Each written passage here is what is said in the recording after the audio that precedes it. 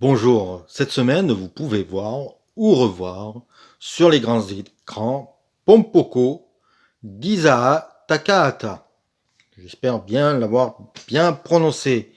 Mais on peut tricher cette fois-ci. Si vous avez Netflix, vous pouvez aussi toujours le voir car Netflix avait acheté tous les films des studios Ghibli et il en fait partie. Alors Isao Takahata est un réalisateur un peu particulier parce qu'il nous a tous fait pleurer avec un chef-d'œuvre absolu qui est Le Tombeau de Luciole. Et puis il nous a fait aussi beaucoup rire avec Mes voisins Yamada. Donc il y a quelque chose de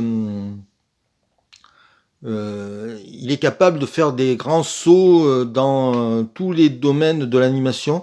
Et c'est pour ça que ça fait un auteur un peu particulier, malheureusement disparu depuis, mais qui nous a offert quand même des petits chefs-d'œuvre. Donc je vous conseille de regarder Souvenir goutte à goutte, qui est une merveille. Alors, Pompoko, je vous l'avoue, quand j'ai vu qu'il était prévu d'être ressorti en salle, je l'ai vu ce week-end. Et j'ai pris un plaisir, mais étonnant.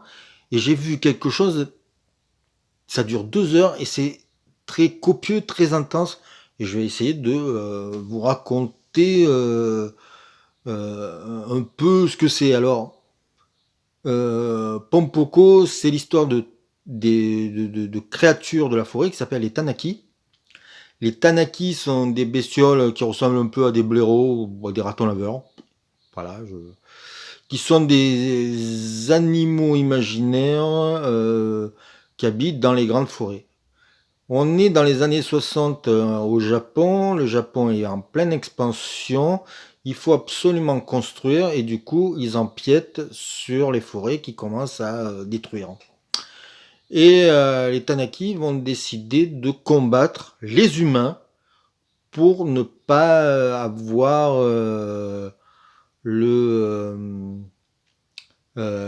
pour garder leur forêt intacte. Alors je vais vous dire de suite, je risque de spoiler beaucoup, donc si vous n'avez pas vu le film, ne regardez pas mes vidéos parce que beaucoup de choses, il y a des choses intéressantes à dire et peut-être que je vais vous gâcher le plaisir avant. Donc euh, voilà, je vais spoiler, je préviens.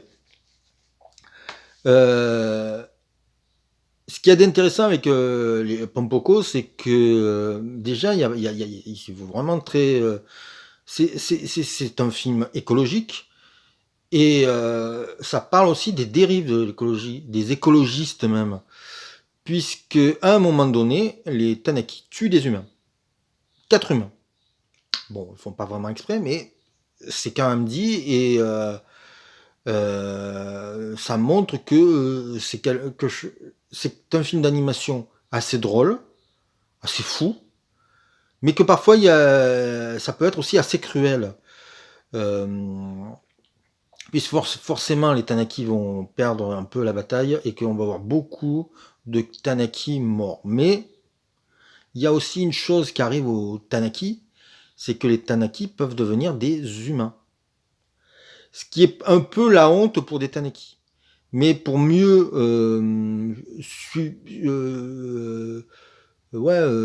survivre, la meilleure manière de vivre, c'est être un humain. Donc c'est un film qui pose énormément de questions et j'avoue que j'ai pas toutes les réponses à la première diffusion, mais c'est étonnant la profusion d'idées, que ce soit sur ce qu'est être un être humain, ce qu'est être un animal, voilà ça et puis sur ce qu'est l'écologie aussi. Euh, Parce que le réalisateur ne prend pas vraiment, ne pas pré, je veux dire, ne fait pas quelque chose de militant. Il raconte vraiment comme si c'était une histoire. Il prend pas parti. On voit très peu les humains qui sont pas très bien vus, mais parce que tout est vu du point de vue des Tanaki. Mais ce qui est étonnant, c'est que voilà, il y a une, ouais, on peut dire qu'il y a, il y a, il y a, il y a, il y a quand même. le réalisateur quand même prend du recul sur son histoire. Alors, c'est Miyazaki qui lui a inspiré l'histoire, c'est inspiré d'une histoire originale de Miyazaki.